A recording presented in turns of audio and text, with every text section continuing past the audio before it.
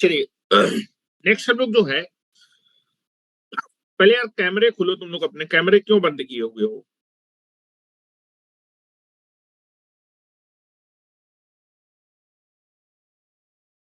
अभी तुम लोग को नहीं सुनाई पड़ रहा है ना?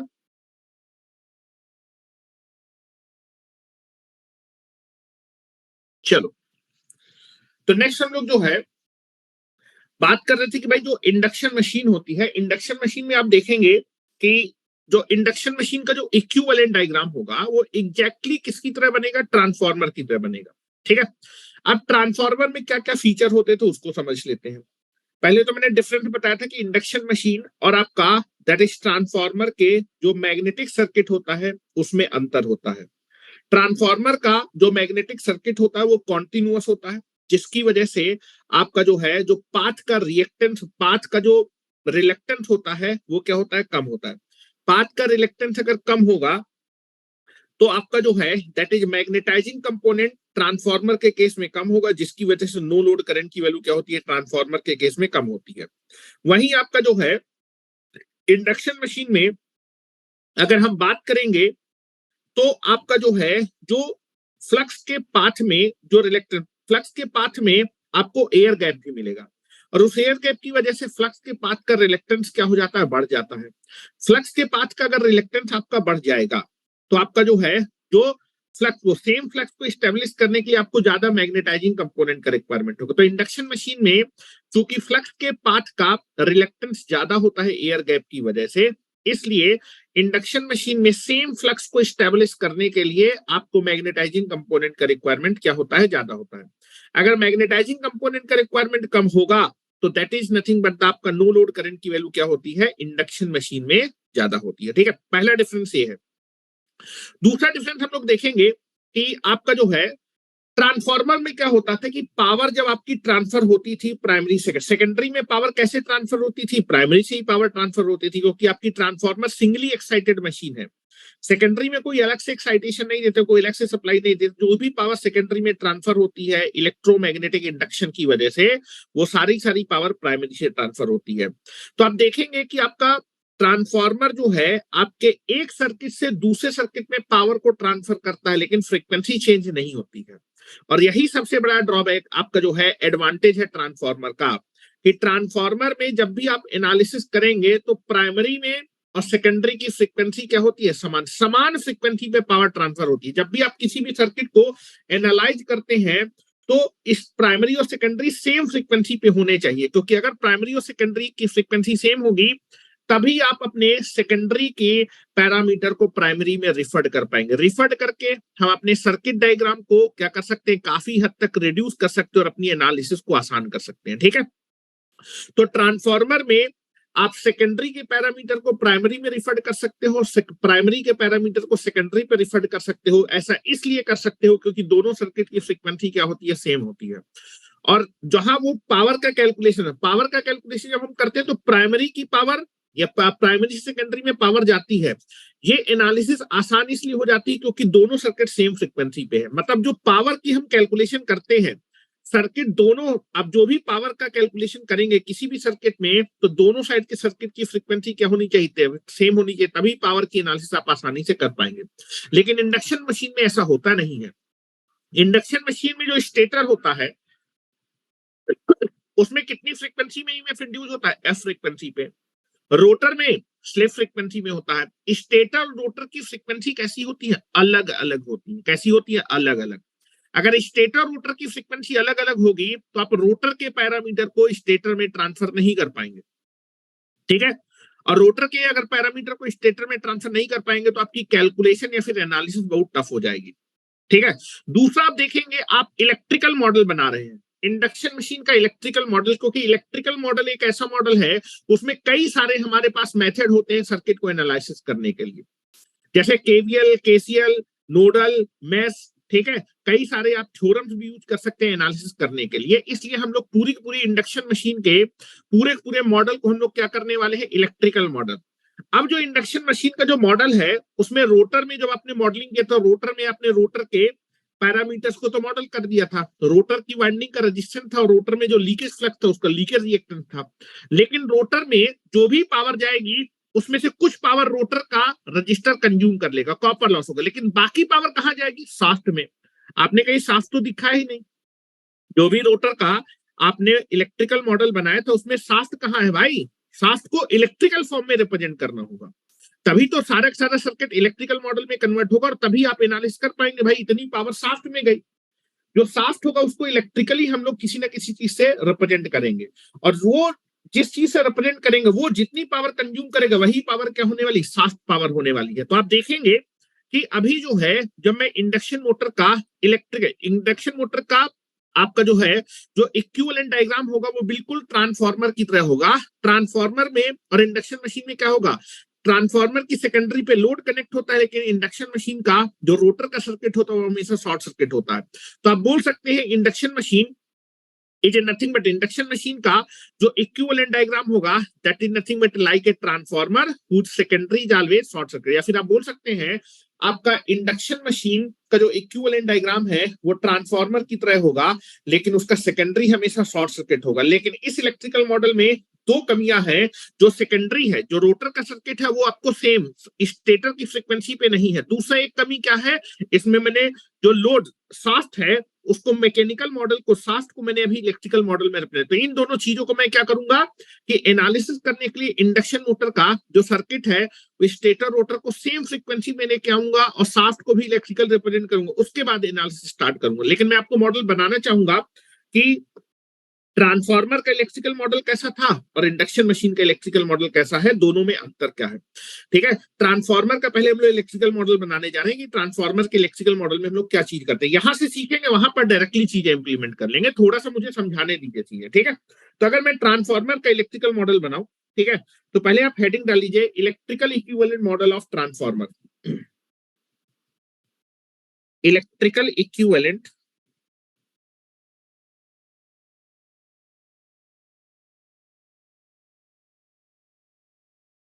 इक्विवेलेंट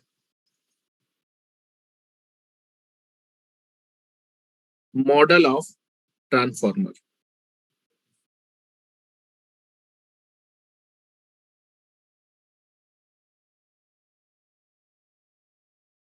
ठीक है, चलो। तो आप देखेंगे कि ट्रांसफार्मर का मैं इलेक्ट्रिकल इक्विवेलेंट मॉडल बनाने जा रहा हूं। Now this is nothing but the code.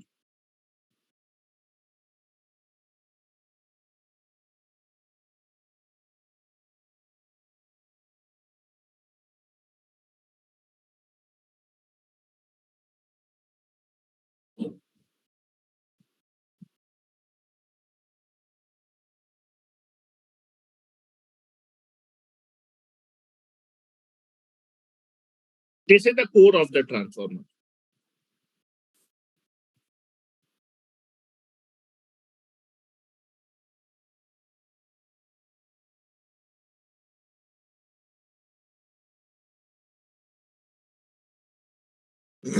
ठीक है, तो now this is the primary winding.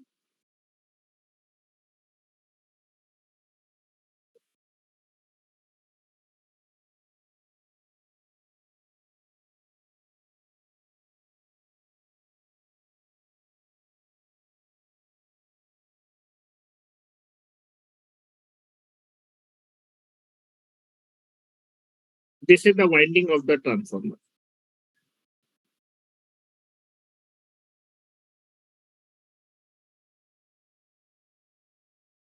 ठीक है, दिस इज द ट्रांसफार्मर का ये आपका सर्किट डायग्राम है। ठीक है, अब मैं इसको इलेक्ट्रिकल मॉडल में कन्वर्ट करना चाहता हूं। तो आप देखेंगे कि ट्रांसफार्मर में दो वाइंडिंग होगी, एक तो प्राइमरी वाइंडिंग होगी, दूसरा सेकेंडरी वाइंडिंग होगी।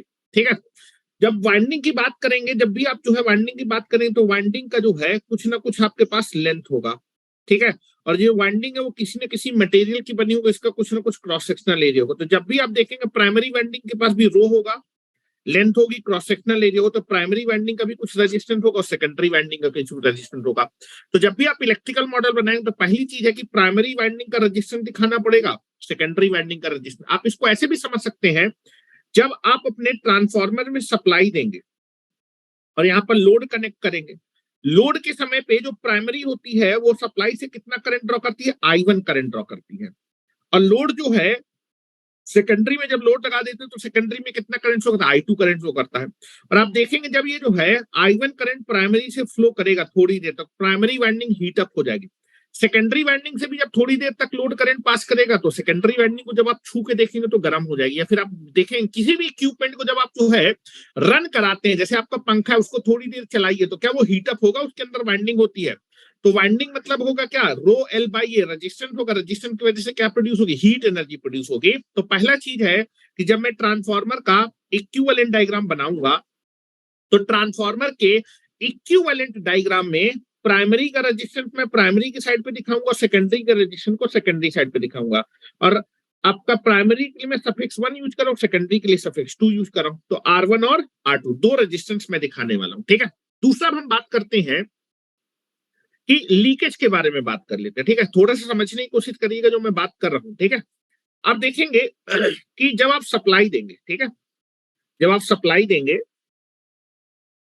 ट्रांसफार्मर में आपने इनपुट अप्लाई किया, ध्यान से देखिएगा।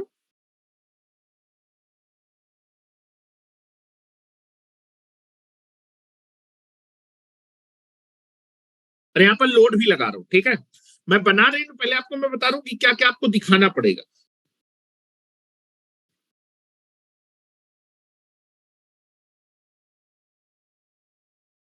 यहां पर मैंने लोड लगा दिया और यहां मैंने supply they the V1 and this is F frequency, ठीक है। जैसे ही आपने जो है ट्रांसफार्मर की सेकेंडरी पे लोड लगाते हैं, सेकेंडरी में कौन सा करंट फ्लो करता है, that is I2 current flow करता है। सेकेंडरी में कितना करंट फ्लो करता है, I2। This is I2 is flowing like this.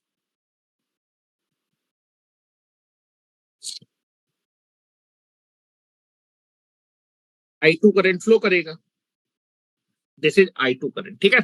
और प्राइमरी में जब लोड लगाते हैं तो प्राइमरी में कितना करंट फ्लो करता है, I1 करंट फ्लो करता है,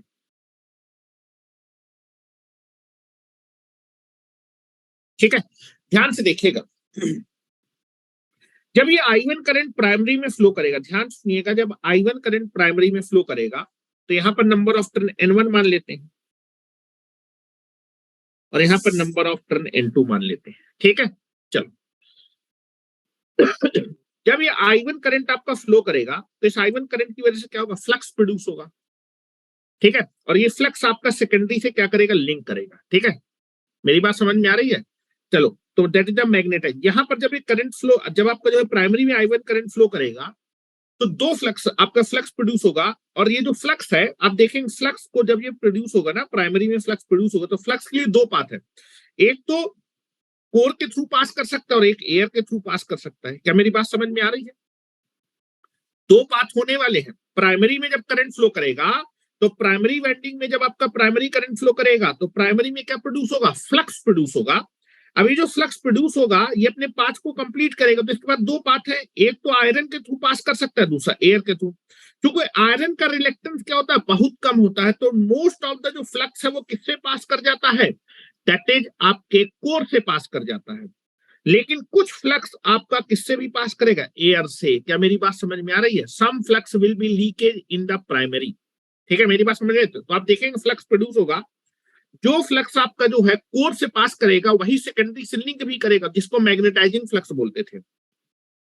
तो यहां पर फ्लक्स प्रोड्यूस होगा, I1 करंट फ्लो करेगा, फ्लक्स प्रोड्यूस होगा। ये जो फ्लक्स है, इस फ्लक्स का most of the portion core के थ्रू अपने पाथ को कंप्लीट करेगा, और कोर के थ्रू जो फ्लक्स जाता है उसको बोलते हैं magnetising flux. This is the magnetise. इस मैग्नेटाइजिंग फ्लक्स की वजह से E1 और E2 इंड्यूस होते हैं। ध्यान से देखिए, ये जो फ्लक्स, जो भी फ्लक्स प्रोड्यूस होगा उसका most of the portion core से कंप्लीट करेगा, उसको बोलेंगे मैग्नेटाइजिंग फ्लक्स। और इसी मैग्नेटाइजिंग फ्लक्स की वजह से प्राइमरी और सेकेंडरी में कौन सा वोल्टेज आता है, दैट इज E1 इंड्यूस होता है। इस फ्लक्स की वजह से E1 इंड्यूस होगा, ध्यान से देखिएगा। E1 will be induced due to the magnetizing flux, E1 and E2। और यही फ्लक्स आपका सेकेंडरी से भी पास करेगा। क्या मेरी बात समझ में आ रही है। ठीक है, चलो। लेकिन कुछ फ्लक्स क्या करेगा, एयर के थ्रू भी लीक करेगा, जिसको हम लीकेज फ्लक्स बोलते हैं। तो जो भी फ्लक्स प्राइमरी प्रोड्यूस, उसका दो पोर्शन है। जो जो फ्लक्स कोर के थ्रू पास करेगा उसको मैग्नेटाइजिंग फ्लक्स बोलेंगे, और उसकी वजह से वाइंडिंग में इवन इंड्यूस होगा। लेकिन कुछ फ्लक्स जो है प्राइमरी का, लीक भी कर जाएगा एयर के थ्रू। क्या कर जाएगा, लीक कर जाएगा, जिसको हम लीकेज फ्लक्स बोलेंगे। कुछ फ्लक्स आपका very very small flux will be leakage through air. Primary का कुछ फ्लक्स आपका क्या हो जाएगा, लीक कर जाएगा। पाथ दिखा रहा हूं, वेरी वेरी इंपॉर्टेंट। ये एक्स्ट्रा फ्लक्स जो है प्राइमरी से लिंक किया, जो एयर के थ्रू, हेलो, टोटल फ्लक्स में से जो फ्लक्स कोर के थ्रू पास करेगा वो इवन इंड्यूस करेगा, लेकिन कुछ फ्लक्स एयर के थ्रू ही अपने पाथ को कंप्लीट करेगा। इस फ्लक्स को क्या बोल रहे हैं, लीकेज।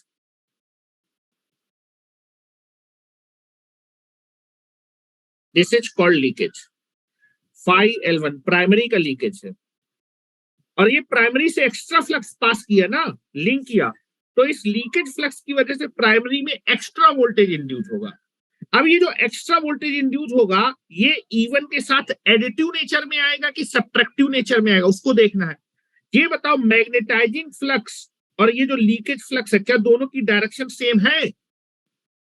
हेलो, ये जो लीकेज फ्लक्स है इसकी डायरेक्शन और मैग्नेटाइजिंग फ्लक्स की डायरेक्शन क्या है, सेम है। अगर सेम है तो ये जो आपका लीकेज फ्लक्स की वजह से ईएमएफ इंड्यूस होगा, वो इसके साथ एडिटिव नेचर में आएगा। ठीक है, वोल्टेज हमेशा सीरीज में ऐड होते हैं, तो इसकी वजह से जो फ्लक्स आएगा उसको मैं सीरीज में दिखाऊंगा। अच्छा, फ्लक्स किसकी वजह से आता है भाई?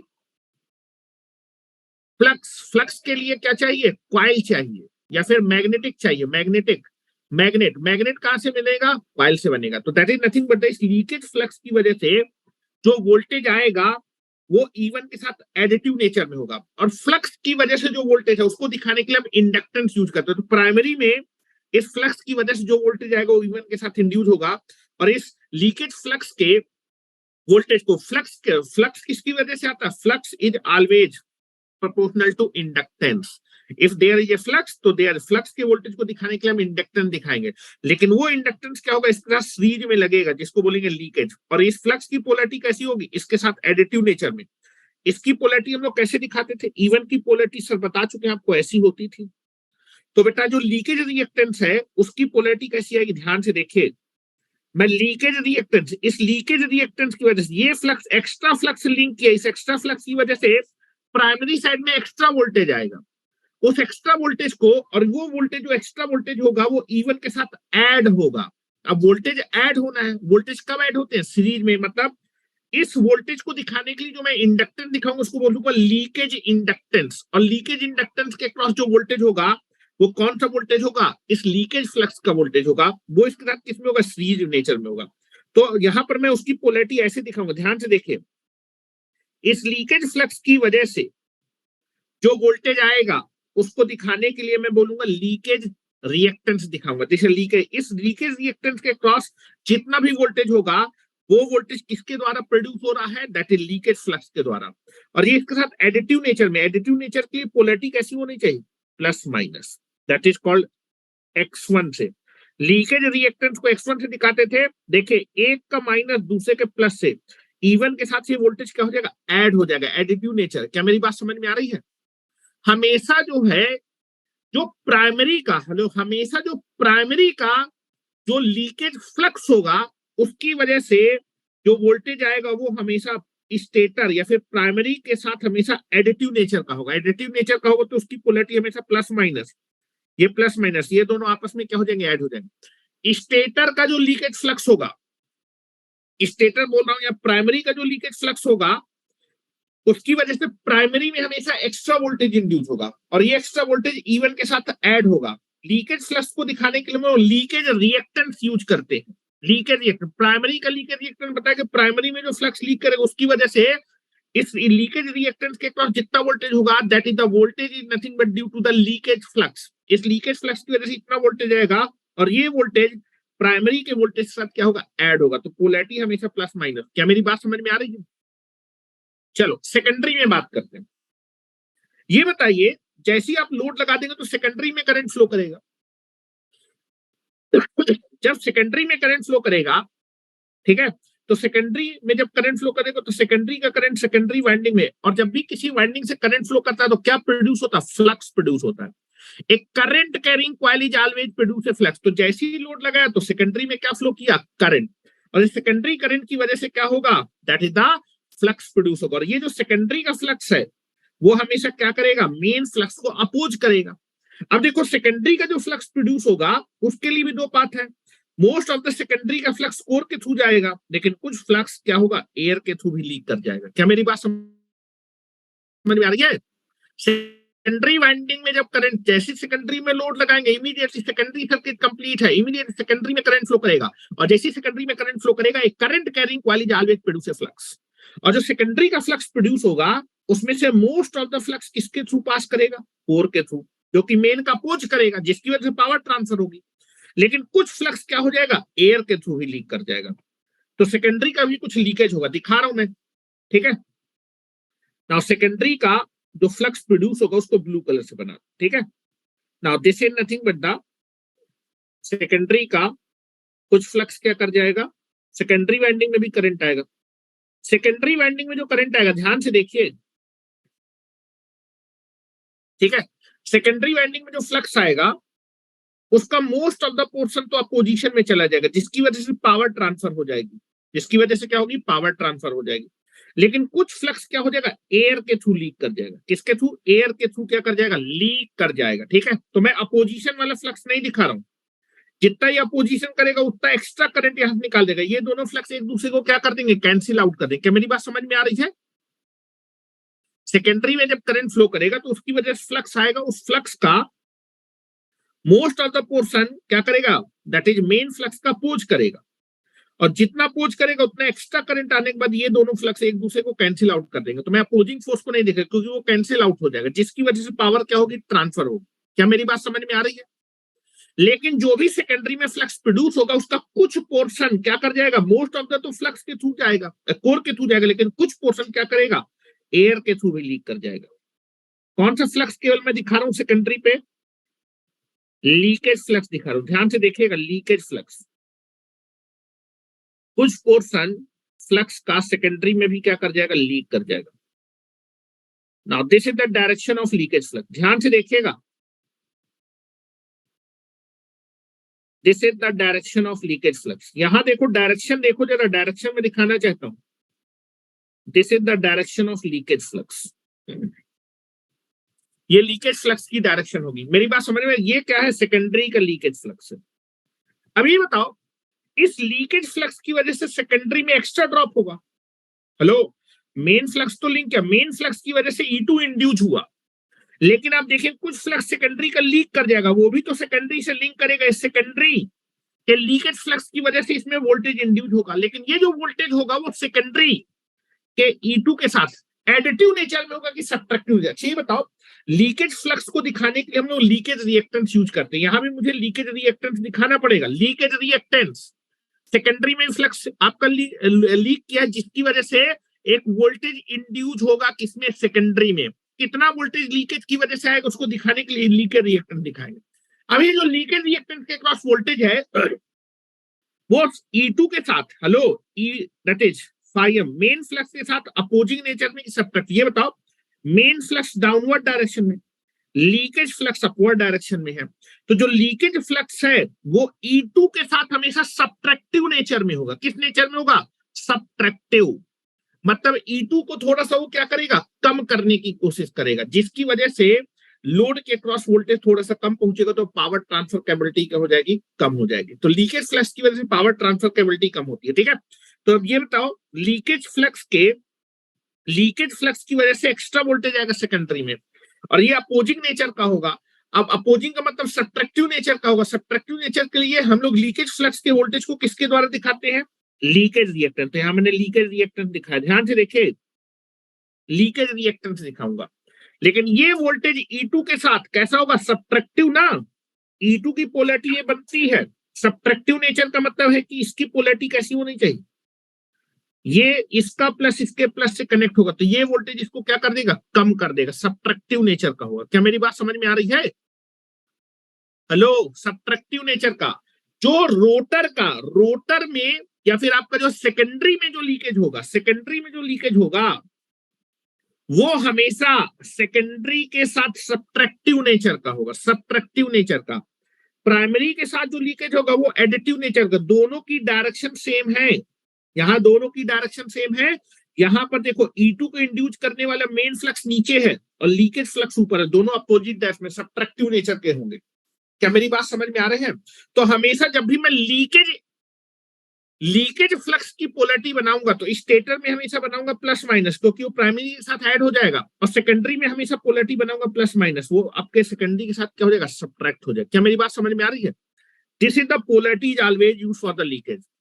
लीकेज होगा तो लीकेज फ्लक्स की वजह से जो ईएमएफ इंड्यूस होगा, प्राइमरी में भी थोड़ा फ्लक्स लीक करेगा, सेकेंडरी में भी थोड़ा फ्लक्स लीक करेगा। उस लीकेज फ्लक्स की वजह से जो वोल्टेज इंड्यूस होगा, उस वोल्टेज को दिखाने के लिए हम लोग लीकेज रिएक्टेंस यूज करते हैं। स्टेटर या फिर प्राइमरी का जो लीकेज होता है वो आपके प्राइमरी के ईएमएफ के साथ एडिटिव नेचर का होता है, और सेकेंडरी वाला हमेशा सब्ट्रैक्टिव नेचर का होगा। क्या मेरी बात समझ? इसलिए एक का प्लस दूसरे के प्लस से कनेक्ट है। ये वोल्टेज इस वोल्टेज में से इतना वोल्टेज कम हो जाएगा, फिर लोड के क्रॉस पहुंचेगा। क्या मेरी बात समझ में आ रही है? नहीं आ रही है? चलो ठीक है। तो यहां पर आपको दो चीज क्लियर हुई कि जब मैं ट्रांसफार्मर का इक्विवेलेंट मॉडल बनाऊंगा, ट्रांसफार्मर का जब मैं इलेक्ट्रिकल इक्विवेलेंट मॉडल बनाऊंगा तो प्राइमरी का रेजिस्टेंस दिखाना पड़ेगा, प्राइमरी का कुछ फ्लक्स लीक करेगा तो लीकेज रिएक्टेंस दिखाऊंगा, सेकेंडरी वाइंडिंग का रेजिस्टेंस दिखाऊंगा, सेकेंडरी का लीकेज दिखाऊंगा। पोलैरिटी क्लियर होनी चाहिए। अब ये बताइए, फ्लक्स को, मेन फ्लक्स को प्रोड्यूस करने के लिए कौन सा करंट जिम्मेदार होता है? कौन सा करंट? Magnetising current. और जब आपका फ्लक्स ये प्रोड्यूस होगा कोर में, तो कोर में क्या होगा? ईडी करंट और हिस्टैरिसीस लॉस होगा। और उस ईडी करंट और हिस्टैरिसीस लॉस को दिखाने के लिए हम लोग क्या करते हैं? दैट इज नथिंग बट हम लोग नो लोड ब्रांच दिखाते हैं। उसको भी मैं नो लोड पे सर्किट को दिखा देता हूं। चलिए यहां पर आ जाइए। तो यहां पर मुझे ये क्लियर हुआ कि भाई जो है, जब मैं ट्रांसफार्मर का इलेक्ट्रिकल इक्विवेलेंट मॉडल बनाऊंगा तो प्राइमरी में भी कुछ फ्लक्स लीक करेगा और सेकेंडरी में भी कुछ फ्लक्स लीक करेगा। लीकेज फ्लक्स के इफेक्ट को लीकेज रिएक्टेंट द्वारा दिखाते हैं, और जो प्राइमरी का लीकेज रिएक्टेंट होता है वो प्राइमरी के साथ एडिटिव नेचर में आता है, और सेकेंडरी का जो लीकेज फ्लक्स होता है, लीकेज रिएक्टेंस होगा, उसके अक्रॉस जो वोल्टेज होगा वो आपके सेकेंडरी के साथ सब्ट्रैक्टिव नेचर में आएगा। एडिटिव के लिए पोलैरिटी हमेशा यही बनाएंगे और सब्ट्रैक्टिव के लिए पोलैरिटी हमेशा ये बनाएंगे। पोलैरिटी मैंने आपको दिखाई है यहाँ पर, ठीक है। चलो, क्योंकि अभी इंडक्शन मशीन में भी सेम चीजें होने वाली है, घबराने वाली बात नहीं, सेम चीज ही बनाने वाला हूं इंडक्शन मशीन में, ठीक है। चलो, नो लोड के समय मैं ऑपरेशन दिखा देता हूं आपको थोड़ा सा, ठीक है। इधर आइए।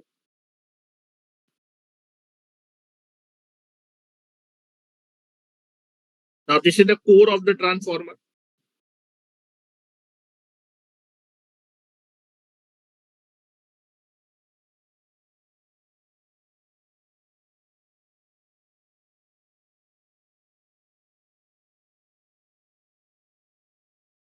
Now this is nothing but this is the primary winding.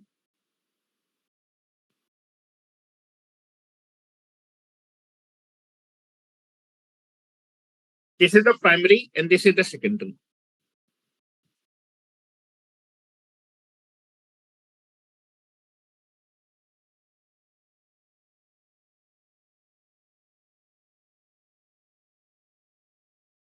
भी मैंने नो लोड पे रखा है ट्रांसफार्मर को, नो लोड। यहां पर मैंने सप्लाई कनेक्ट की,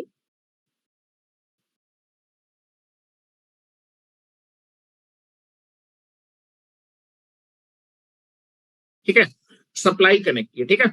अब जरा देखिए, जिस समय आपके ट्रांसफार्मर नो लोड कंडीशन में होता है उस समय ट्रांसफार्मर प्राइमरी में तो सप्लाई करे, प्राइमरी का सर्किट कंप्लीट है, तो इमीडिएटली क्या करेगा? प्राइमरी में तो करंट फ्लो करेगा। लोड, नो लोड के समय प्राइमरी में very very small current flow करता है, जिस करंट को हम लोग बोलते हैं नो लोड करंट। तो नो लोड करंट के दो पोर्शन होते हैं, एक तो मैग्नेटाइजिंग करंट होता है, दूसरा आपका कोर लॉस कंपोनेंट होता है, जिसको आईडब्ल्यू से क्या करते हैं? रिप्रेजेंट करते हैं। अब देखो, जो नो लोड करंट है उसको मैं अलग अलग ब्रेक करके दिखा रहा हूं। पहला जो करंट होगा दैट इज कॉल्ड द आपका मैग्नेटाइजिंग करंट। तो नो लोड के समय जो ट्रांसफार्मर होता है वो फ्लक्स को स्टेब्लिश करने के लिए करंट ड्रॉ करता है। नो लोड के समय, हेलो, नो लोड के समय भाई प्राइमरी सर्किट कंप्लीट है, तो प्राइमरी में करंट फ्लो करेगा, जब प्राइमरी में करंट फ्लो करेगा तो प्राइमरी में जब करंट फ्लो करेगा तो प्राइमरी वाइंडिंग में जब करंट फ्लो करेगा तो किसी भी वाइंडिंग से जब करंट फ्लो करेगा तो वो वाइंडिंग क्या प्रोड्यूस करेगी, current carrying coil is always produce a flux. तो प्राइमरी में क्या होगा, फ्लक्स प्रोड्यूस होगा और ये फ्लक्स दोनों से लिंक करेगा जिसकी वजह से दोनों वाइंडिंग में ईएमएफ इंड्यूस होगा। तो नो लोड के समय भी आपके ट्रांसफार्मर में जब मेरा ट्रांसफार्मर नो लोड में होता है, जैसे ही मैं सप्लाई देता हूं तो इमीडिएटली प्राइमरी में करंट फ्लो करता है और वो करंट रिस्पॉन्सिबल होता है फ्लक्स प्रोडक्शन के लिए। कौन सा करंट रिस्पॉन्सिबल होता है फ्लक्स प्रोडक्शन के लिए, दैट इज आई म्यू। तो फ्लक्स को प्रोड्यूस करने के लिए ट्रांसफार्मर नो लोड के समय एक करंट ड्रॉ करता है जिसको बोलते हैं हम आई म्यू।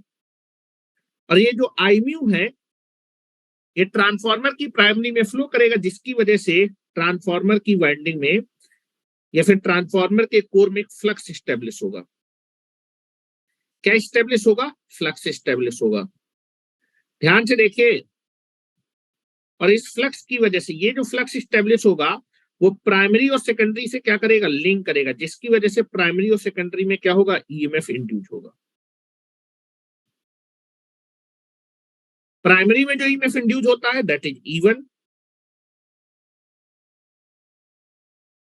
और सेकेंडरी में जो ईएमएफ इंड्यूस होता है E2।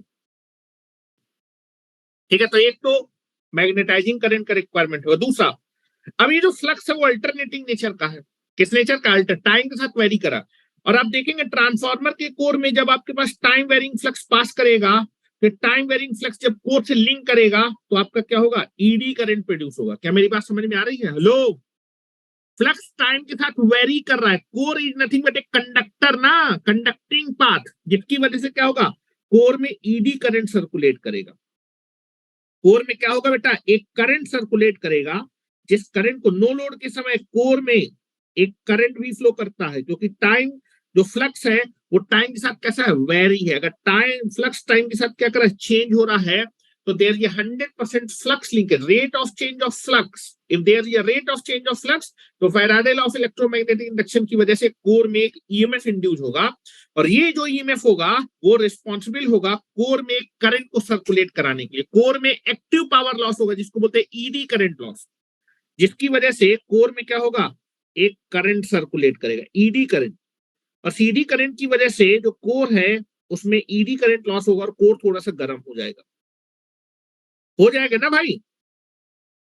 तो थोड़ी सी एक्टिव पावर चाहिए, लेकिन साथ में बताओ जो फ्लक्स है थोड़ी देर तो ऐसे रहेगा, थोड़ी देर बाद अल्टरनेटिंग फ्लक्स है, थोड़ी देर पॉजिटिव डायरेक्शन में फ्लक्स है, थोड़ी देर निगेटिव डायरेक्शन में होगा।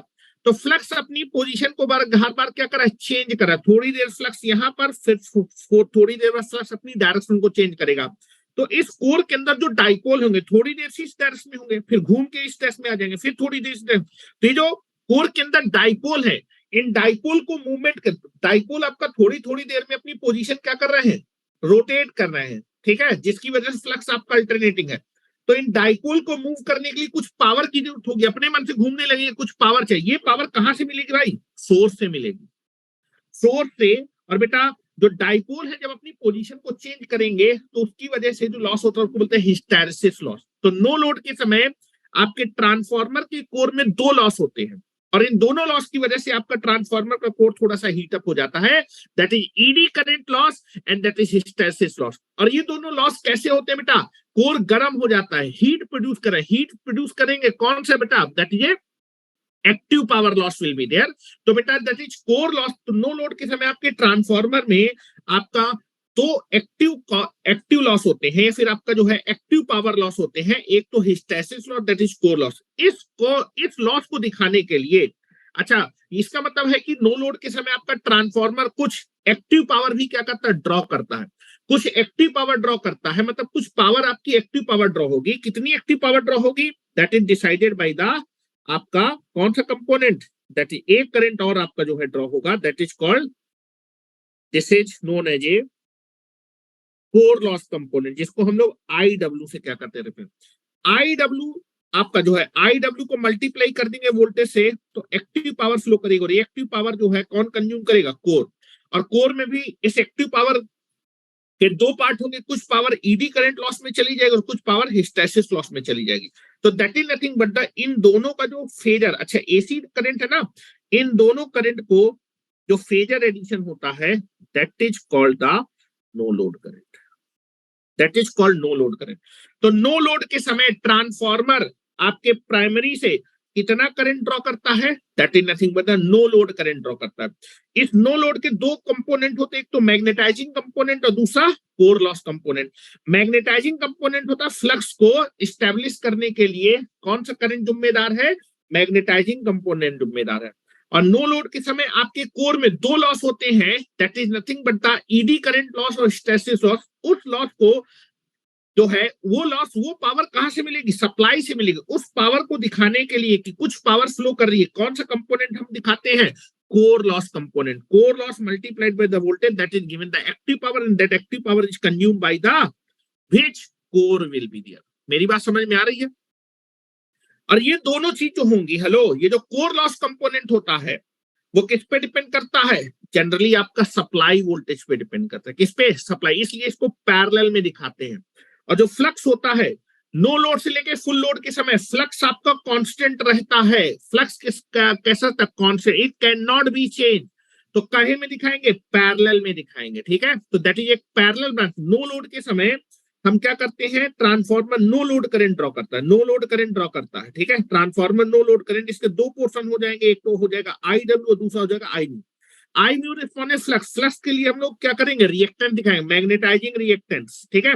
और core loss active power loss होता है, इस लॉस को दिखाने के लिए हम लोग क्या करते हैं, दैट इज एक फिक्टिशियस रेजिस्टेंस या फिर एक क्या करते हैं, मन घड़ंत रेजिस्टेंस मान लेते हैं आरसी, जो कि क्या बताता है, इस आरसी से जब ये आई डब्ल्यू फ्लो करेगा तो आरसी जितनी एक्टिव पावर कंज्यूम करेगा वो एक्टिव पावर किस में जाएगी, दैट इज हिस्टैरिसीस लॉस और ईडी करंट लॉस को क्या करेगा, रिप्रेजेंट करेगा, ठीक है। तो नो लोड ब्रांच भी दिखाते हैं, क्योंकि नो लोड के समय जो ट्रांसफार्मर है वो क्या करता है, सम करंट ड्रॉ करता है। तो उस करंट को दिखाने के लिए हम लोग क्या करते हैं, नो लोड ब्रांच दिखाते हैं।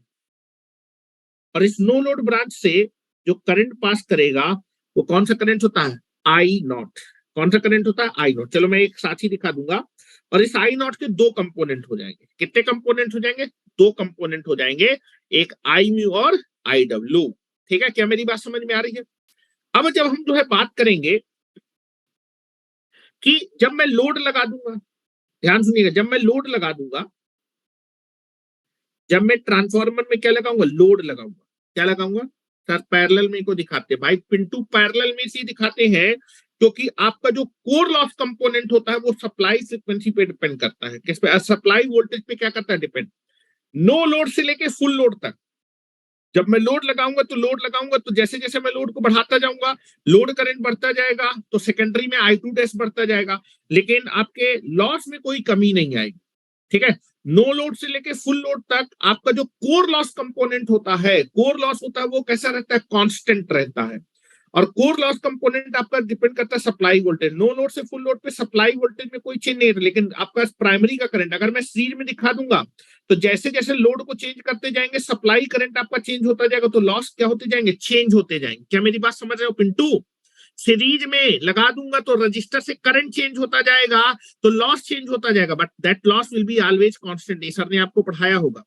दूसरा, नो लोड से फुल लोड में फ्लक्स भी कैसा है, कांस्टेंट है। अगर सीरीज में आप जो है मैग्नेटाइजिंग रिएक्टेंट लगा देंगे तो जैसे जैसे लोड को बढ़ाते जाएंगे वैसे वैसे उसे करंट बढ़ता जाएगा, फ्लक्स की वैल्यू चेंज होती है। फ्लक्स चेंज होता है क्या, transformer, transformer is a constant flux device. So that is the magnetizing reactance and that is the core loss component is always represented in the parallel will be there. ठीक है, चलो अब हम बात करते हैं कि that is nothing but the, जब मैं जो है ट्रांसफार्मर में क्या करूंगा बेटा, ट्रांसफार्मर में लोड लगा दूंगा। चलो मैं इस चीज को दिखाता हूं, पहले नो लोड ब्रांच में दिखा दूं। नो लोड के समय, नो लोड के समय इक्विवेलेंट, नो लोड के समय केवल और केवल क्या चीज दिखाना है, एक तो फ्लक्स स्टेब्लिश करने के लिए करंट दिखाना है। जो भी सर्किट डायग्राम होगा, equivalent circuit diagram at no load, no load के समय आपको कौन सा, नो लोड के समय क्या क्या चीज दिखाना, फ्लक्स स्टेब्लिश कराना और कोर लॉस दिखाने के लिए, इतना ही तो दिखाना है ना इलेक्ट्रिकल मॉडल में। तो हम क्या करेंगे, नो लोड के समय हमारा जो है दो चीजें दिखानी, एक तो that is nothing but the, इसको मैं साफ साफ दिखा देता हूं।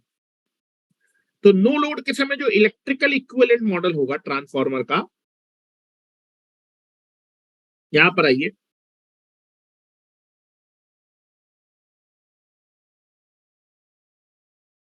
Now this is the core,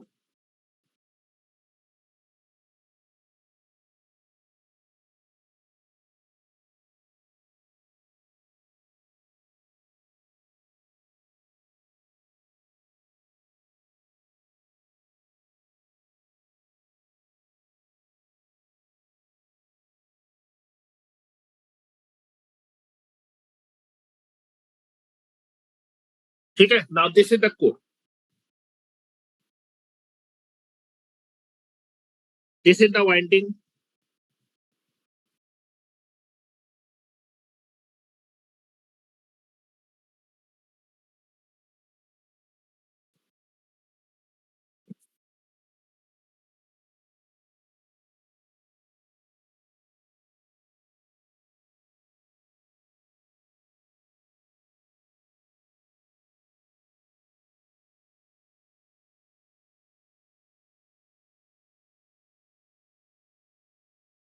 no load, ठीक है, this is the no load. No load में मैंने सेकेंडरी में कोई करंट नहीं है तो पावर ट्रांसफर नहीं दिखानी सेकेंडरी में। This is V1 comma S. No load के समय ट्रांसफॉर्मर आपकी प्राइमरी से केवल और केवल कितना करंट ड्रॉ करेगा? नो लोड करंट ड्रॉ करेगा। नो लोड के समय फ्लक्स को स्टेब्लिश कराने के लिए करंट दिखाना है और कोर लॉस कंपोनेंट दिखाना है। तो नो लोड के दो पार्ट हो जाएंगे। करंट के दो पार्ट करने, करंट सीरीज में डिवाइड होता है कि पैरेलल में डिवाइड होता है? भाई पैरेलल में डिवाइड होता है। You can be take it that no load current is divided in two parts, तो पैरेलल में दिखाना पड़ेगा।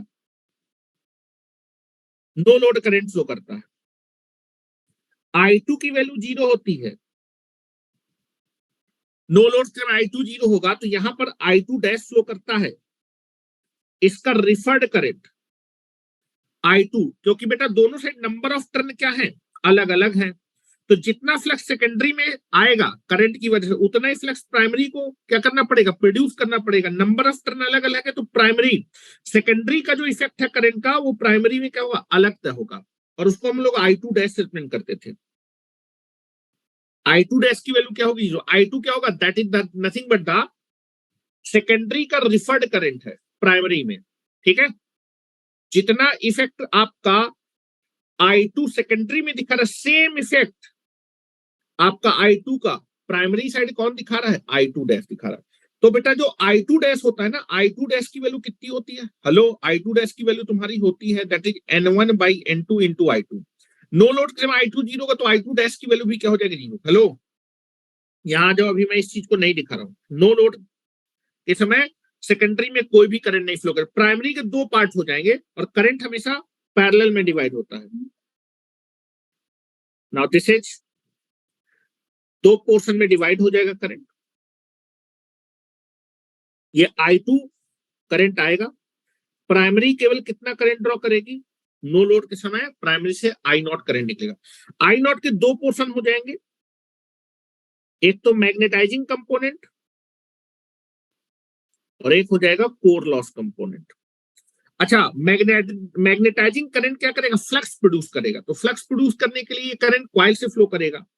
तो मैग्नेटाइजिंग करंट जो कि फ्लक्स को प्रोड्यूस करने के लिए रिस्पॉन्सिबल है, उसके लिए हम एक रिएक्टेंस दिखाते हैं कि इस रिएक्टेंस जब ये मैग्नेटाइजिंग करंट फ्लो करेगा तो फ्लक्स प्रोड्यूस होगा, और ये फ्लक्स मेरा प्राइमरी और सेकेंडरी से लिंक करेगा, जिसकी वजह से आपका जो है ईएमएफ इंड्यूस होगा। इस रिएक्टेंस को बोलते हैं magnetizing reactance, that is called X M. और बेटा ये जो है IW क्या है? कोर लॉस कंपोनेंट को दिखा रहा है, और core loss component active power loss होता है, इसलिए एक्टिव पावर को कंज्यूम कौन करता है? रजिस्टर, जिसके लिए हम लोग RC दिखाते हैं, कोर लॉस रजिस्टर, ठीक है। क्योंकि एक्टिव जब ये IW जो है RC से फ्लो करेगा तो एक्टिव पावर कंज्यूम, जितना ही एक्टिव पावर कंज्यूम करेगा उतना ही कोर लॉस में पावर लॉस होगा, ठीक है। Now this is like this. और नो लोड के समय I0, ये आपका जो I2 डैश जो होता है, I2 डैश की वैल्यू कितनी होती है? 0। तो अगर मैं प्राइमरी करंट के बारे में बात करूं ना, नो लोड के समय जो प्राइमरी करंट हमें इन दोनों का समेशन होगा, I0 plus I2 dash. I2 dash की बेटा वैल्यू 0 होती है, और इन दोनों का जो फेजर एडिशन होता है that is called primary current. तो बेटा नो लोड के समय जो आपका प्राइमरी साइड पे करंट है वो किसके बराबर होता है? नो लोड करंट के बराबर। तो क्या मेरी बात समझ पा रहे हो? ये तो मैं ट्रांसफार्मर में पढ़ा चुका हूँ, ये तो मैं केवल बता नहीं, मैं पढ़ा नहीं रहा हूं, मैं केवल आपको बता रहा हूं कि ऐसा ऐसा कुछ होगा। नो लोड के समय केवल दो ही चीजें दिखानी है आपको, अपने ट्रांसफार्मर में दो ही चीज होंगी। तो इलेक्ट्रिकल मॉडल जो होगा नो लोड में, उसमें आपको दो ही चीजें आपको दिखानी। क्या मेरी बात समझ में आ रही है?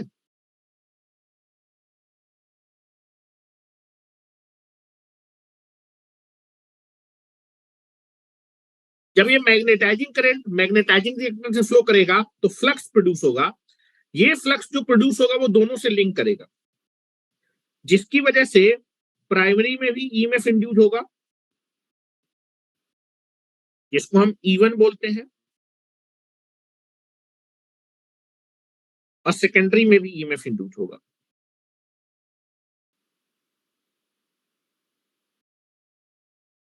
ठीक है, this is the circuit diagram at no load condition.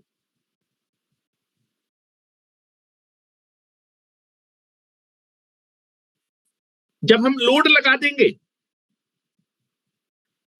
देंगे तो कौन सा करंट भी आपका आने लगेगा? I2 डैश आने लगेगा। तो जब मैं लोड लगा दूंगा तब मैं आपको दिखाता हूं। जब लोड लगा देंगे तो प्राइमरी से क्या होता है, एक्स्ट्रा करंट फ्लो करता है, उसको भी मैं दिखा देता हूं। आइए इधर, this is called no load branch. No load branch, क्योंकि आपका जो कोर लॉस होता है वो नो लोड से फुल लोड में कांस्टेंट रहता है। कांस्टेंट के लिए पैरेलल में, क्योंकि सीरीज में तो करंट बढ़ता जाएगा तो लॉसेज बढ़ते जाएंगे, ये कांस्टेंट लॉसेज होते हैं। फ्लक्स भी कांस्टेंट रहता है इसलिए पैरेलल में, क्योंकि ये पैरेलल में वोल्टेज अगर सेम है तो ये करंट की वैल्यू हमेशा क्या रहेगी, सेम होगी। चलो अब बात करते हैं लोड लगाने पे क्या होगा। ध्यान सुनिएगा, लोड लगा रहा हूं।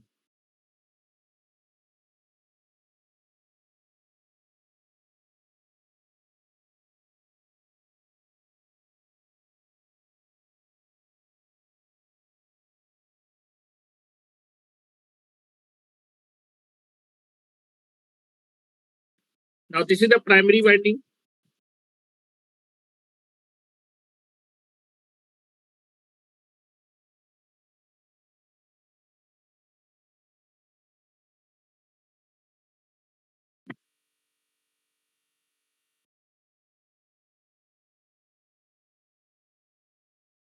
This is the secondary winding. अब मैं ट्रांसफार्मर को लोड पे लेकर हूं, ध्यान से देखिए। सप्लाई कनेक्ट की मैंने,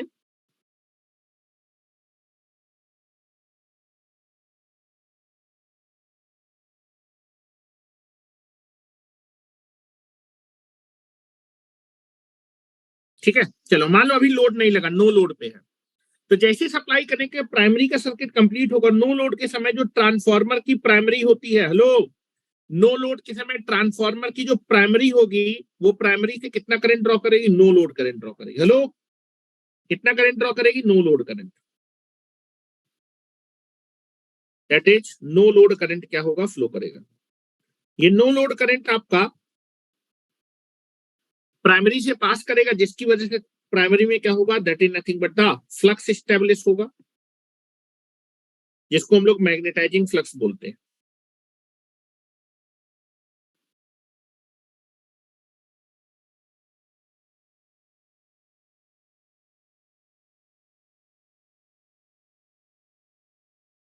जिसकी वजह से आपके ट्रांसफार्मर की वाइंडिंग में क्या होगा, फ्लक्स प्रोड्यूस होगा। और ये फ्लक्स होगा मैग्नेटाइजिंग फ्लक्स, ये आपका क्या होगा, प्राइमरी और सेकेंडरी से लिंक करेगा, जिसकी वजह से ईएमएफ इंड्यूस होगा।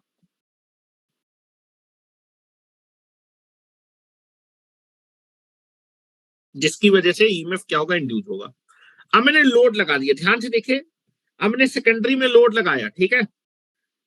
जब तक लोड नहीं लगा प्राइमरी से नो लोड करंट आपका फ्लो करा, ठीक है। अब देखो जैसे ही आप सेकेंडरी में लोड लगाएंगे, ट्रांसफार्मर को लोड में लेके आएंगे। जैसे ही मैं ट्रांसफार्मर को लोडेड कंडीशन में लेके आऊंगा, इमीडिएटली ट्रांसफार्मर में सेकेंडरी क्लोज हो जाएगी, और क्लोज होती है इमीडिएटली सेकेंडरी में क्या फ्लो करेगा, करंट फ्लो करेगा। ध्यान से देखिएगा, सेकेंडरी में क्या फ्लो करेगा, करंट फ्लो करेगा। सेकेंडरी के करंट को हम किससे प्रिंट करते थे, I2 से। जैसी सेकेंडरी में करंट फ्लो करेगा तो सेकेंडरी वाइंडिंग से भी क्या फ्लो करेगा, करंट। और जैसी सेकेंडरी वाइंडिंग से करंट सर्कुलेट करेगा, current carrying conductor always produce a flux. और सेकेंडरी का करंट जो होगा वो प्राइमरी के फ्लक्स को क्या करेगा, अपोज करेगा। ध्यान से देखिएगा, जो सेकेंडरी का फ्लक्स होगा वो आपके प्राइमरी के फ्लक्स को क्या करेगा, अपोज करेगा। सेकेंडरी के फ्लक्स को बेटा मैं किससे रिप्रेजेंट करने वाला हूं, φ2 से। सेकेंडरी का फ्लक्स आपके प्राइमरी के फ्लक्स को क्या करेगा, अपोज करेगा।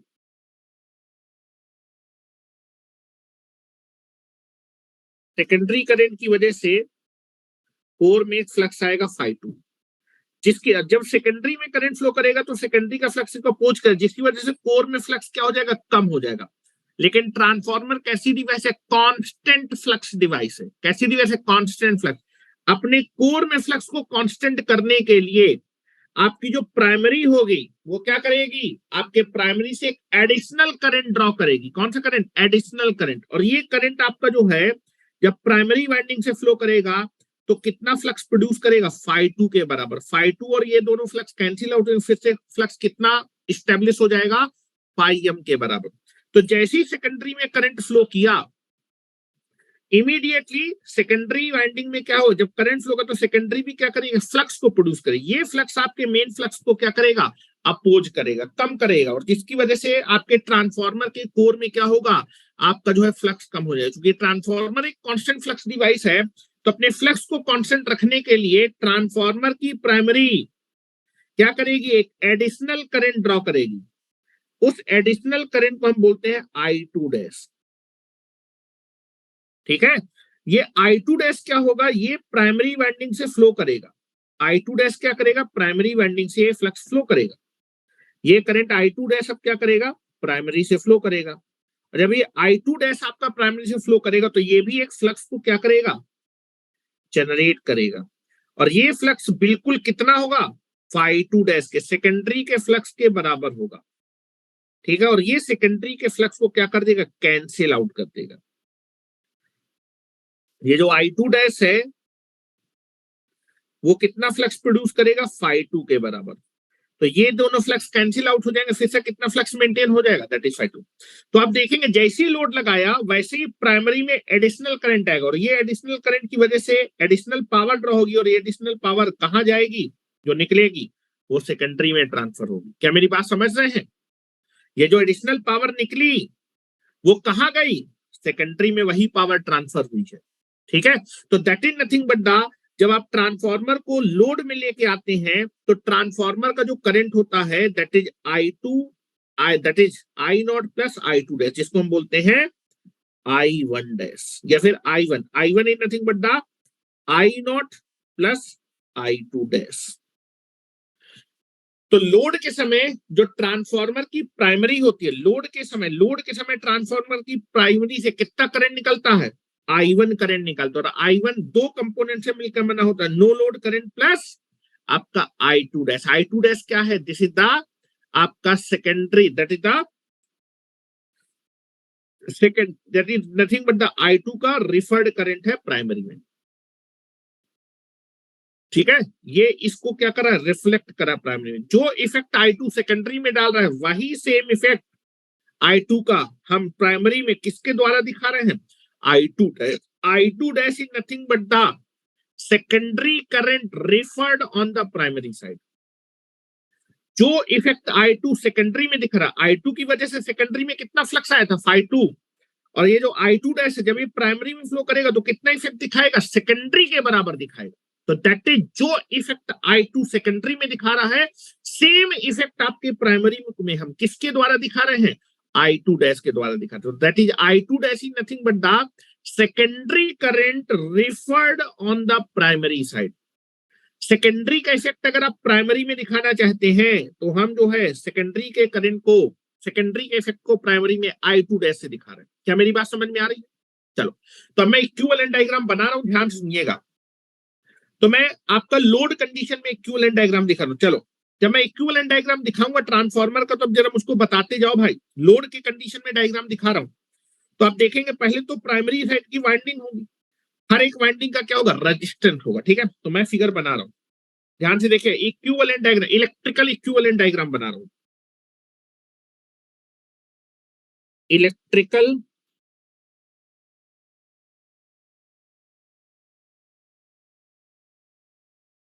Equivalent diagram.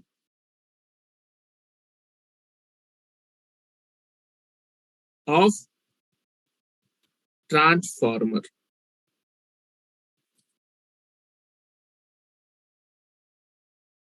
Electrical equivalent diagram of transformer.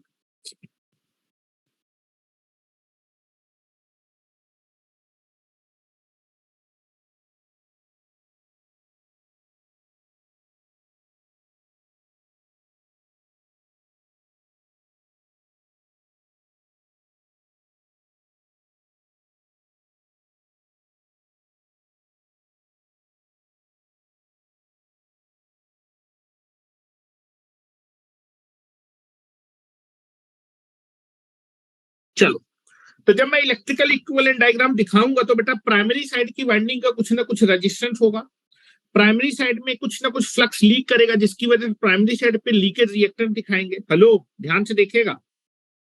Now I can be draw the equivalent diagram. तो प्राइमरी वाइंडिंग का कुछ ना कुछ रेजिस्टेंस है, प्राइमरी वाइंडिंग के रेजिस्टेंस को आप R1 से रिप्रेजेंट कर रहे हैं। प्राइमरी साइड पे कुछ फ्लक्स लीक करेगा जिसको हम लोग लीकेज रिएक्टेंस, प्राइमरी के लीकेज रिएक्टेंस रिप्रेजेंट कर रहे हैं। नो लोड के समय जो प्राइमरी होती है वो कितना करंट ड्रॉ करती है? नो लोड करंट ड्रॉ करती है। नो लोड करंट को दिखाने के लिए, नो लोड करंट को दिखाने के लिए नो लोड ब्रांच दिखाएंगे।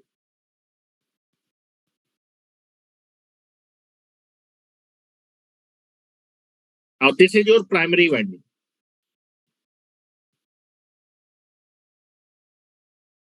This is nothing but the primary winding. ठीक है, now this is your primary winding. No load के समय जो प्राइमरी होती है वो कितना करंट ड्रॉ करती है? नो लोड करंट ड्रॉ करती है। नो लोड करंट को दिखाने के लिए आपको कौन सी ब्रांच दिखानी पड़ेगी? No load branch. No load current, दो करंट का फेजर एडिशन होता है, that is core loss component and magnetizing component. और कोर लॉस को दिखाने के लिए कौन से एलिमेंट दिखाते हैं? आरसी। और मैग्नेटाइजिंग करंट को दिखाने के लिए I am, JXM, and this is RC. Now this current is I mu. This is IW. इन दोनों का फेजर एडिशन कितना हो जाएगा? I not. This is the primary का वाइंडिंग रेजिस्टेंस R1, प्राइमरी का लीकेज रिएक्टेंस X1। ठीक है, now यहां पर प्राइमरी पे कितना ईएमएफ इंड्यूस होगा? E1। प्राइमरी वाइंडिंग में जो ईएमएफ इंड्यूस होता है दैट इज कॉल्ड E1। ठीक है, now that is secondary winding दिखा देता हूं। सेकेंडरी वाइंडिंग पे, सेकेंडरी वाइंडिंग का कुछ ना कुछ रेजिस्टेंस होगा।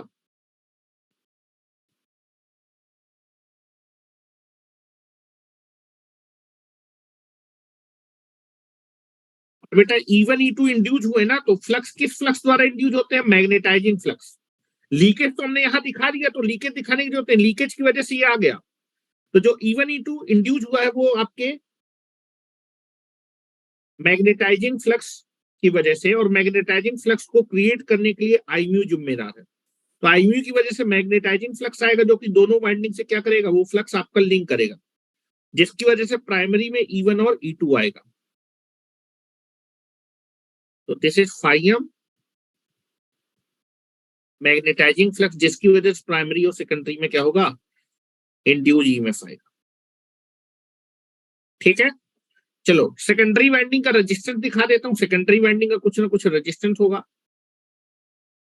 सेकेंडरी वाइंडिंग में कुछ ना कुछ फ्लक्स क्या करेगा? लीक करेगा। लीकेज फ्लक्स को दिखाने के लिए leakage reactance.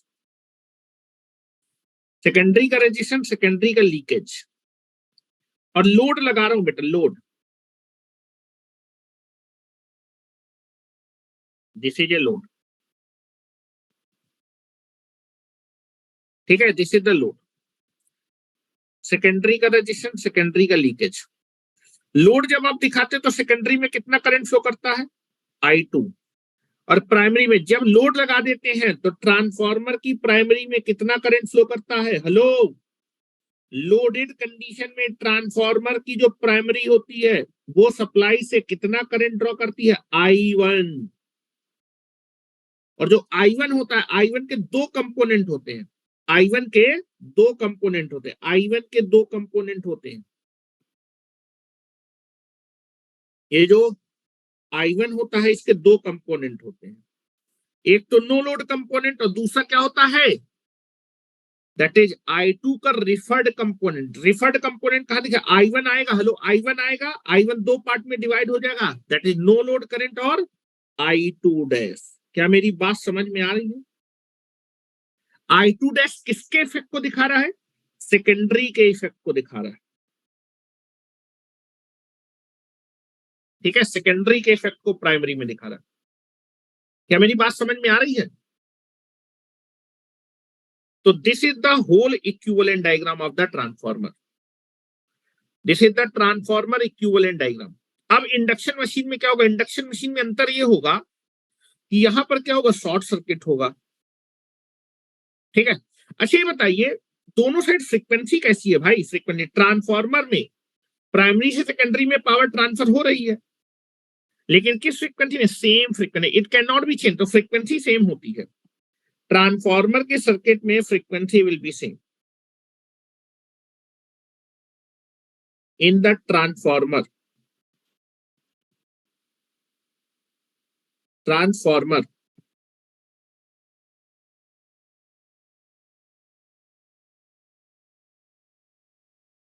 the frequency of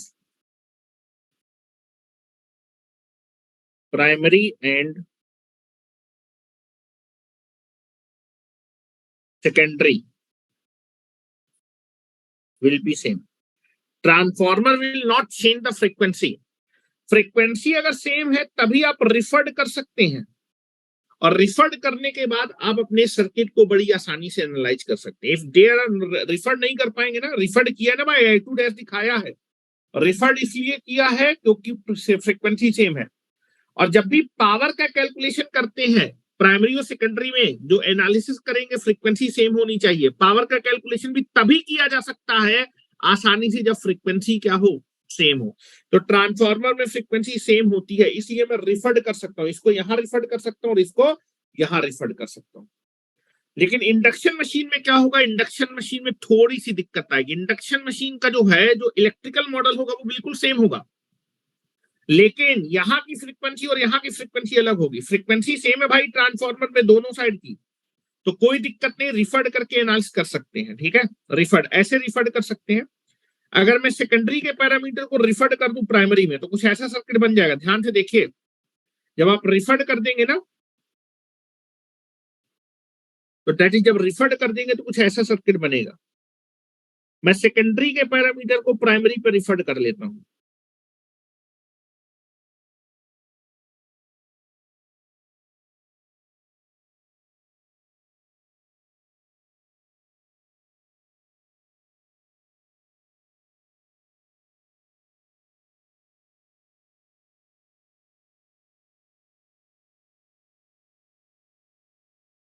और जब E2 को प्राइमरी पे रिफर्ड करेंगे तो E2 डैश हो जाएगा, और E2 डैश E1 के बराबर होता है।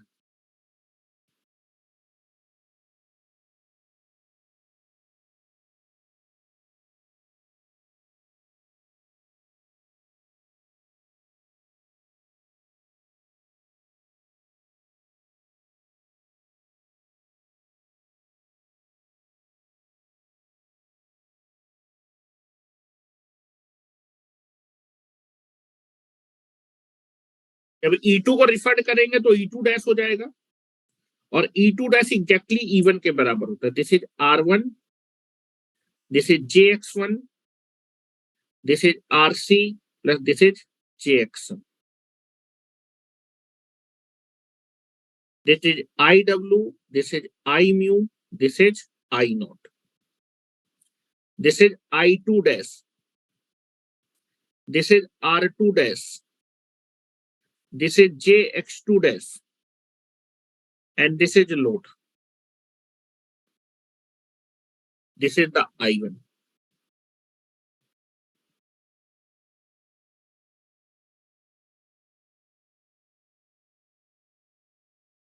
This is V1 and this is F.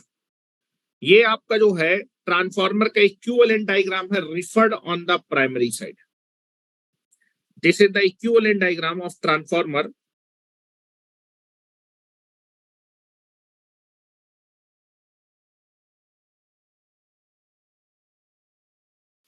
of the transformer referred on the primary side। ठीक है, रिफर्ड करके एनालिसिस आसान हो जाएगी, कोई डिसकंटिन्यूटी खत्म हो जाएगी। और ऐसा हम तभी कर पा रहे हैं जब फ्रीक्वेंसी सेम है। अगर फ्रीक्वेंसी सेम नहीं होगी तो रिफर्ड नहीं कर सकते थे। तो अलग अलग फ्रीक्वेंसी के बीच में आप जो है अगर दो सर्किट अलग अलग फ्रीक्वेंसी पे वर्क कर रहे हैं तो they can not be referred. और जब पावर की कैलकुलेशन करते हैं, हेलो, पावर का कैलकुलेशन करते हैं तो भी दोनों साइड की फ्रीक्वेंसी क्या होनी चाहिए? सेम। लेकिन इंडक्शन मशीन का भी मैं जब डायग्राम बनाऊंगा तो इंडक्शन मशीन में जो स्टेटर होता है, जिसको हम प्राइमरी बोल सकते हैं, वो आपकी सप्लाई फ्रीक्वेंसी पे होगा। और रोटर में जो ईएमएफ इंड्यूस होगा वो आपका स्लिप फ्रीक्वेंसी में होगा। दोनों की फ्रीक्वेंसी अलग अलग होगी। तो एनालिसिस करने के लिए पहले मुझे रोटर के सर्किट को सप्लाई फ्रीक्वेंसी, दोनों की फ्रीक्वेंसी बराबर करनी पड़ेगी। और दूसरा एक ड्रॉबैक होगा कि आप जो इलेक्ट्रिकल मॉडल बनाएंगे ना, क्योंकि मुझे इलेक्ट्रिकल मॉडल बनाना है, शाफ्ट जो लगा होगा उसको भी इलेक्ट्रिकली रिप्रेजेंट करना पड़ेगा, तब जाके कंप्लीट मॉडल बनेगा। तो क्या मेरी बात समझ में आ रही है? अब हम लोग इंडक्शन मशीन करें। नेक्स्ट हेडिंग डालिए, इलेक्ट्रिकल इक्विवेलेंट मॉडल। और उसमें क्या कमी होगी वो बताऊंगा, उस कमी को कैसे दूर करते हो वो बताएंगे, उसके बाद सारे कैलकुलेशन कर देंगे। ठीक है? नाउ दिस इज, ये सब चीजें कोई आपको बताएगा नहीं कि क्या हो रहा है, डायरेक्ट बनाते हैं। R2/S कहां से आ गया क्या पता, कुछ नहीं पता। ठीक है, नेक्स्ट लिखिए, इक्विवेलेंट। हाँ, ये लिखिए, हेडिंग डालिए, इंडक्शन मशीन का मैं आपका जो है ट्रांसफार्मर की तरह जो इक्विवेलेंट डायग्राम लिखिए। एज, नोट लगाओ यहां पर,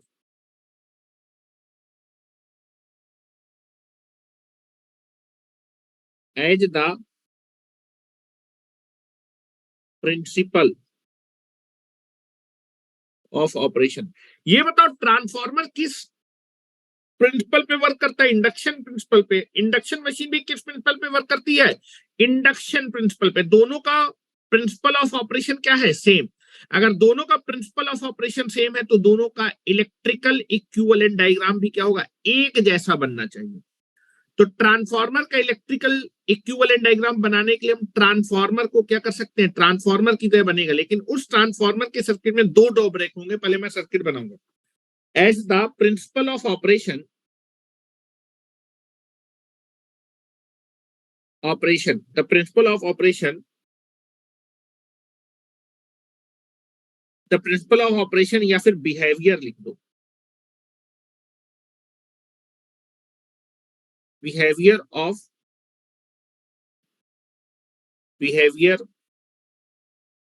as identical to both transformer and induction machine.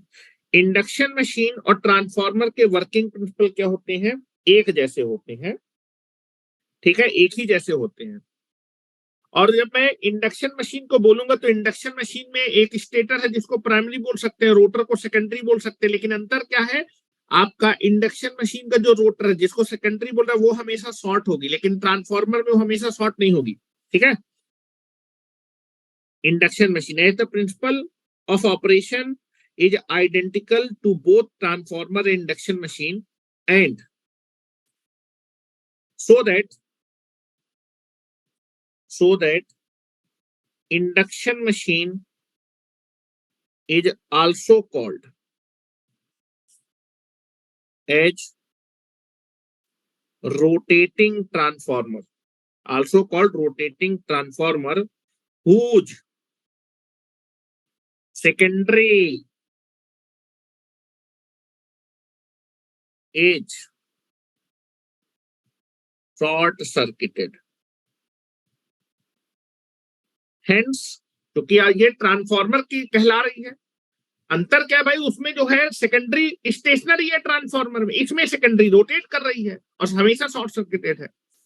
Hence, hence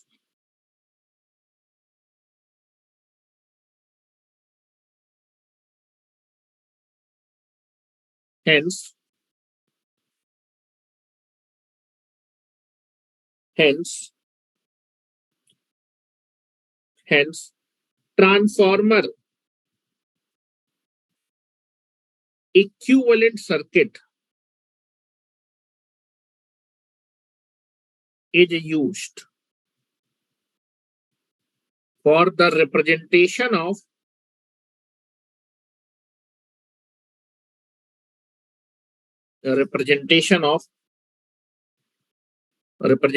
of hence transformer equivalent circuit is used for the representation of induction machine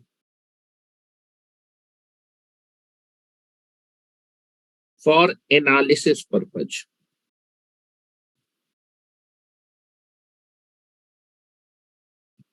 अब ट्रांसफार्मर का इंडक्शन मशीन का एनालिसिस करने के लिए हम लोग क्या कर सकते हैं, ट्रांसफार्मर का इक्विवेलेंट डायग्राम बना सकते हैं, लेकिन उसमें दो ड्रॉबैक होंगे। वो पहले मैं सर्किट बनाऊंगा, फिर ड्रॉबैक बताऊंगा, उनको कैसे दूर करते हैं उसको डिस्कस करेंगे। ठीक है, तो इसके आगे कल देखते हैं जो है इंडक्शन मशीन का equivalent diagram, transformer equivalent diagram बनाएंगे और फिर उसके बाद एनालिसिस करेंगे। कल से मैं 7 बजे क्लास लूंगा। ठीक है, 7 बजे आपके पास आईडी पासवर्ड आ जाएगा। ठीक है, चलो, थैंक यू वेरी मच।